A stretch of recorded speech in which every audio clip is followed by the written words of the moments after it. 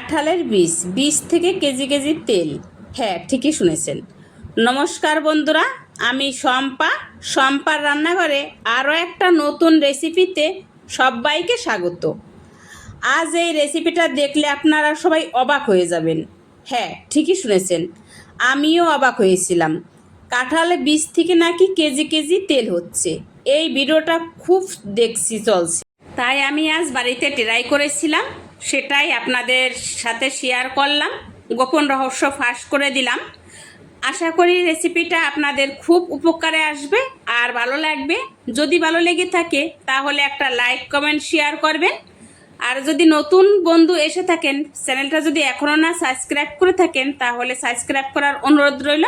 পাশে থাকা বেল আইকনটি চাপতে একেবারে ভুলবেন না, যাতে এরকম নতুন নতুন ভিডিও আপলোড হলে আপনার কাছে আগে পৌঁছে যায়। তো চলুন শুরু করি এই রেসিপিটা, কিভাবে আমি এই তেল বের করছি। এই যে দেখুন, আমি কাঁঠাল বীজ নিয়েছিলাম আর একটা হামল দিস্তে করে নিলাম একটু থেতো করার সাথে সাথেই কিন্তু এই যে এরকমভাবে খুব সহজেই চোকলা ছাড়ানো হয়ে যাচ্ছে। একসাথে আপনারা 3টি রেসিপি দেখতে পারবেন, খুব সহজে চোকলা ছাড়িয়ে নিতে পারবেন। আর চোকলার সাথে যেটা থাকে ভিতরে সাদা অংশ, সেটাও বেরিয়ে আসবে খুব সহজে। তো বাকিটা আমি সব একইভাবে করে নিলাম। এই যে দেখুন, ভিডিওটা স্কিপ না করে ফার্স্ট থেকে লাস্ট অবধি দেখার অনুরোধ রইল। ভিডিওটা দেখলে আপনারা খুবই উপকৃত হবেন আর কিছু জানতে পারবেন, শিখতে পারবেন। স্কিপ করে দেখলে হয়তো আপনারা কিছুই জানতে পারলে না, আসল জায়গায় মিস করলে। তো এখানে আমি একটা পাত্রে নিয়ে নিলাম জলে আমি দিয়ে দিলাম কাঁঠালের বীজটা প্রায় আমি ভিজিয়ে রেখে দেব 3 থেকে 4 ঘন্টা। আর 4 ঘন্টা পরে আমি এই যে ফিরে আসলাম, দেখুন জল অনেকটা চেঞ্জ হয়েছে আর কাঁঠালের বীজটাও ফুলে গেছে। এখন আমি যেটা করব, এই যে দেখুন কাঁঠালের বীজ খোসার থেকে আমি যেটা এই যে গায়ে লেগে রয়েছে একটা আস্তরণ, এটাই আমি পরিষ্কার করে নেব। একটা ঝুড়ি নিয়েছি, এই ঝুড়ির ভিতরে আস্তে ডলা দেওয়ার সাথেই কিন্তু এই যে পুরোটা উঠে যাচ্ছে। আপনারা এই কাজটা ছিদ্রযুক্ত থালাতেও আপনারা নিতে পারেন। আমার কাছে ঝুড়ি আছে, ঝুড়িতেই নিলাম, ঝুড়িতে বেশি ভালো হয়। আর জল দিয়ে আমি এখন ভালো করে ধুয়ে নেব। 2-1টা আছে, এতে কিছু হবে না। এই যে দেখুন, ভালো করে ধুতে থাকবো যতক্ষণ অবধি এই সাদা সাদা অংশ না বেরিয়ে আসছে পরিষ্কার জল, ততক্ষণ অবধি ধুতে থাকবো। 3 থেকে 4 বার আমি ধুয়ে নিয়েছিলাম।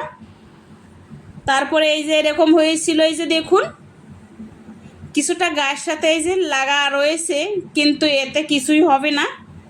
এখন আমি একটা ছুরির সাহায্যে কেটে নেব ছোট ছোট করে।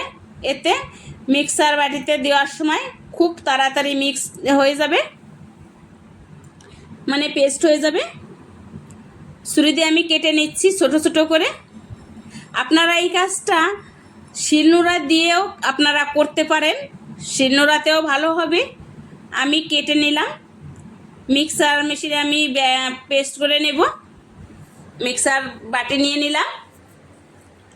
চাইলে আপনারা এখানে জল দিয়ে নিতে পারেন, আমি এখন জল দেব না, দেখছি কিভাবে করা যাচ্ছে তারপর বলছি। প্রথমে কিন্তু আমার হয়নি, একটু জল দিতে হয়েছিল, জল দিয়ে নিয়েছিলাম। ভেবেছিলাম এমনিতেই হবে, কিন্তু হয়নি।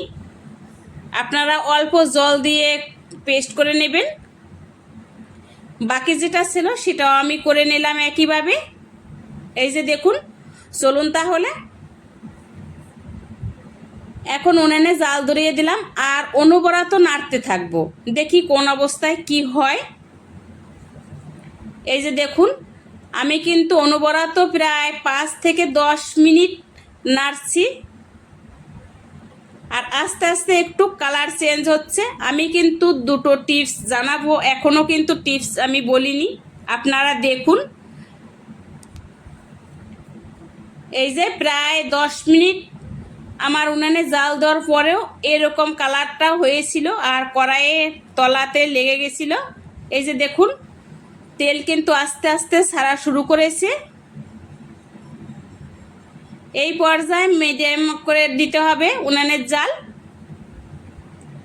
এই যে দেখুন, আমি 10 মিনিট আগে অবধি জানি না এরকম হবে। আমি ফার্স্ট এই রেসিপিটা ট্রাই করলাম। ফোন ঘাঁটতে ঘাঁটতে যখন আমার এই রেসিপিটা সামনে আসে তখনই আমি অবাক হই।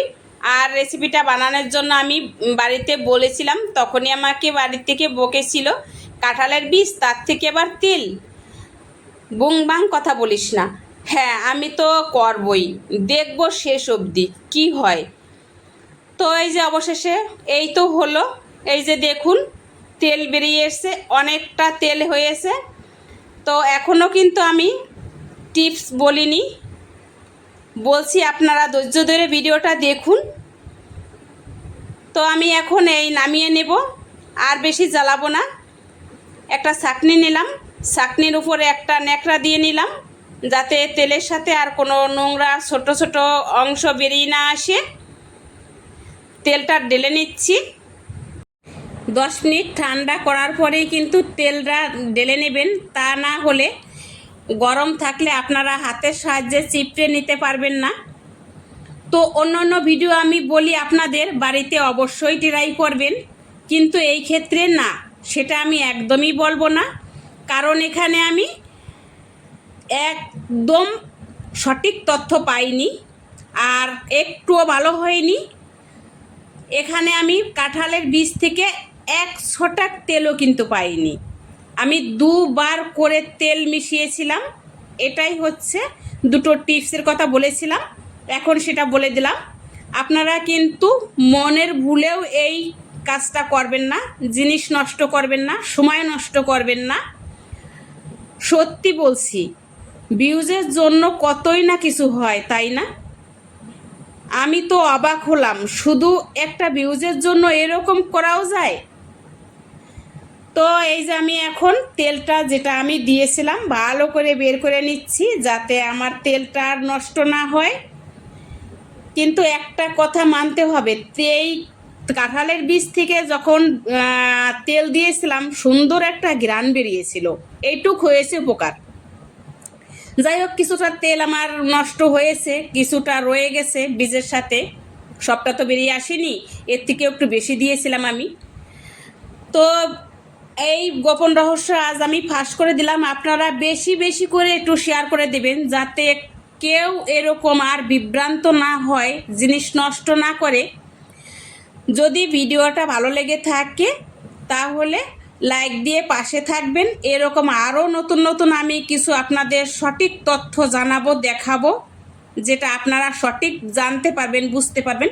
সেটা হচ্ছে শম্পার রান্নাঘর। এই তো আমি এই যে নিয়ে নিলাম তেল হাতে, এই যে দেখুন। কে বলবে এটা যেভাবে বানানো হয়েছে কাঁঠালের বীজ থেকে তেল না হয়েছে, না কোনটার থেকে হয়েছে, কে বুঝবে বলুন? আমি কত টাকা বোঝাতে পেরেছি আপনাদের তা আমার জানা নেই। যদি কোনো ভুল ভ্রান্তি হয়ে থাকে আপনারা সবাই ক্ষমা দৃষ্টিতে দেখবেন। আর যেটা সত্য সেটা কিন্তু আমি সবার সামনে তুলে ধরবো, সে যে করেই হোক আর যে ভিডিওই হোক। সঠিক তথ্য জানতে হলে শম্পার ভিডিওতে লাইক দিয়ে সাবস্ক্রাইব করে পুরো ভিডিও দেখতে হবে। আজকের ভিডিওটা এখানেই শেষ করছি, দেখা হবে আবার নতুন ভিডিওতে। ততক্ষণ সবাই ভালো থাকুন, সুস্থ থাকুন।